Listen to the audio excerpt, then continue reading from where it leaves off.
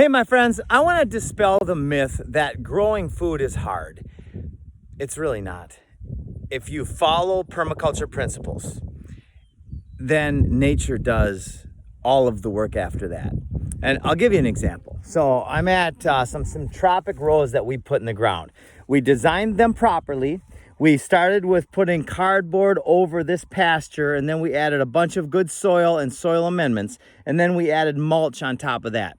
Now these rows have been in the ground for about 6 months now. And we've got about 100 different types of food growing in this area. Did you ever know you can eat nasturtium flowers and they're fantastic for you? It's like eating sunlight.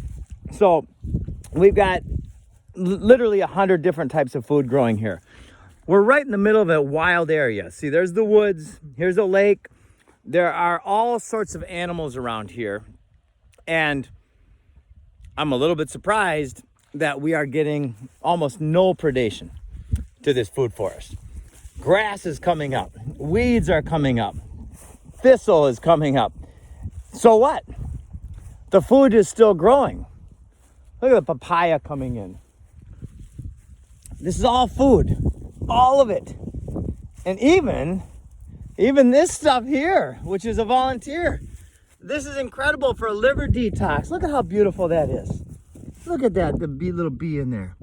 My friends, growing food, look at the strawberries coming in, and the mulberries, and the papayas, and the yucca, and the longevity spinach, and the Okinawa spinach, and there's just so, look at this stuff. This stuff is so freaking good for you. Oh my gosh, it tastes delicious. Moringa, the vitamin tree, right? This is how we do it, my friends. It's no effort farming once you put it in the ground right. Now, yes, in some areas, the deer are going to be a major pain in the ass, right? Until you solve that problem. And there's a bunch of different ways to solve that problem. You can become the apex predator, which in a lot of HOAs, you cannot do that. You can put up a fence. And some people say, oh, deer will jump a fence. They won't jump a 3D fence. And a 3D fence is very, very easy to do. It can be done with plants, or it can be done if you want to speed up time with a normal fence and then another wire 3 feet out. You put a little tin foil on that with some butter, maybe electrify it. They'll lick it once. They'll tell their friends, don't go over there. It's bad food.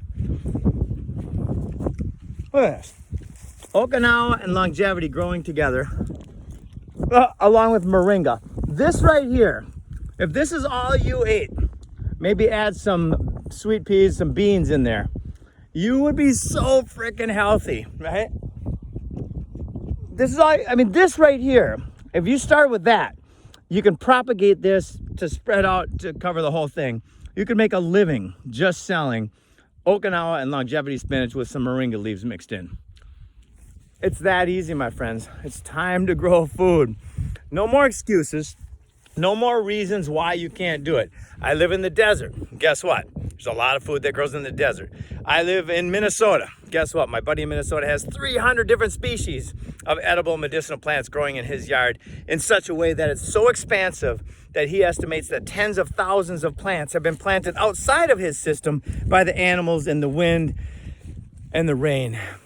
Folks, nature is expansive. Abundance is expansive. Let's take out the poisons. Let's be aware of the poisons and the poison producers. And this is the solution. There's one thing stronger than all of the armies of the world. And that is an idea whose time has come. The Garden of Eden, food forests everywhere. This is the idea. It will, well, it'll lead to freedom. Love you and have a great day.